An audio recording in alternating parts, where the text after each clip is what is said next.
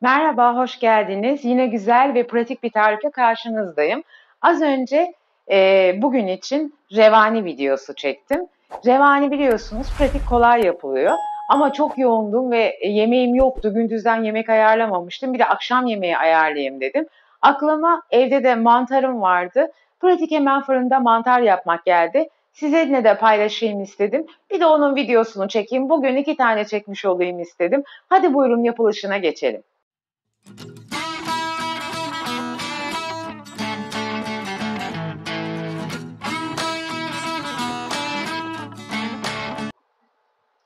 Mantarlarımı güzelce temizledim. Borcamımın içine aldım.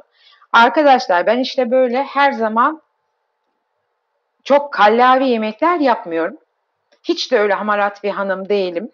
Arada bir böyle başka işlerim oluyor. Tembellik yapıyorum. Yemeğim olmuyor. O zaman böyle pratik yemeklerle hemen 2 dakikada akşam yemeği işini çıkarıveriyorum. Sizinle de paylaşmak istedim. Ola ki sizin de böyle ihtiyacınız olur.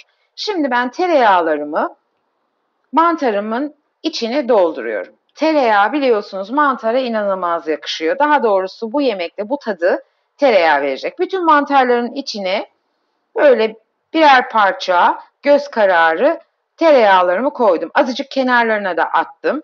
Bu arada mantarların köklerini de ben atmıyorum. Onlar da çok lezzetli oluyor. Evdekiler de seviyor. Onları şöyle kenarlarına sıkıştırıyorum. Çünkü onları da yiyoruz biz.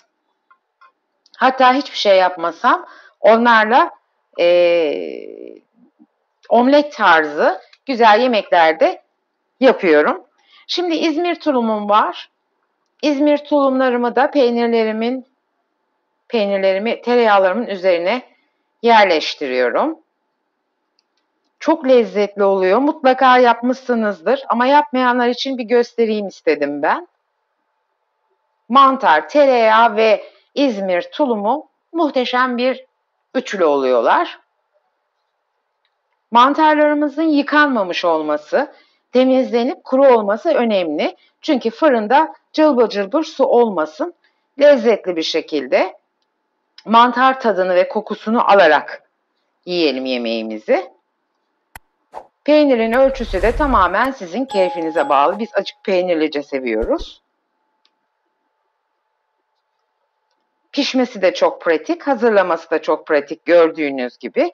Benim mantarlarım biraz iri mantar bulmuştum, o yüzden çok güzel.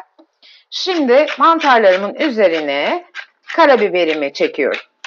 Mutlaka varsa evinizde çekme karabiber kullanın bunda. Çünkü çok daha güzel bir koku ve tat katıyor. Kendiniz çektiğinizde daha iri ve daha böyle baharatlı bir kokusu oluyor. Tuzumu da koyuyorum üzerine. Tamamen kişinin kendi zevkine göre. Nasıl seviyorsanız. Mantarım hazır. Hiç su koymuyorum. Kendi suyunu fırınımın içerisinde bırakacak ve o kendi suyuyla tereyağı ile birlikte muhteşem bir şekilde kokarak, lezzetlenerek harika bir yemek olacak. Fırınımı 200 derecede önceden ısıttım. Zaten sıcakta az önce dediğim gibi revanimi çekmiştim. Şimdi bu sıcak fırınıma mantarımı vereceğim. Çıktığı zaman da size servis edip göstereceğim arkadaşlar. Bu kadar lezzetli, kolay, pratik bir akşam yemeği hazırlamış olacağım. Evet arkadaşlar, nar gibi kızarmış mantarlarımız fırından çıktı. Bakın ne kadar çok sulandı, görüyor musunuz? O yüzden su koymamak lazım. Şimdi servis tabağına alalım. Son kez göstereyim size. Harika mantarlarım hazır arkadaşlar. Tereyağını ve suyundan da biraz koydum. Gördüğünüz gibi nar gibi kızardı peyniri ve mantarım. Gerçekten çok pratik, çok kolay. Biz az kişi olduğumuz için az yaptık ama bunu 2 katına, 3 katına çıkarabilirsiniz siz. Daha kalabalık, ailecek. Sadece bununla karnınızı doyurabilirsiniz. Ama et yemeklerinin yanında da garnitür olarak da yiyebilirsiniz.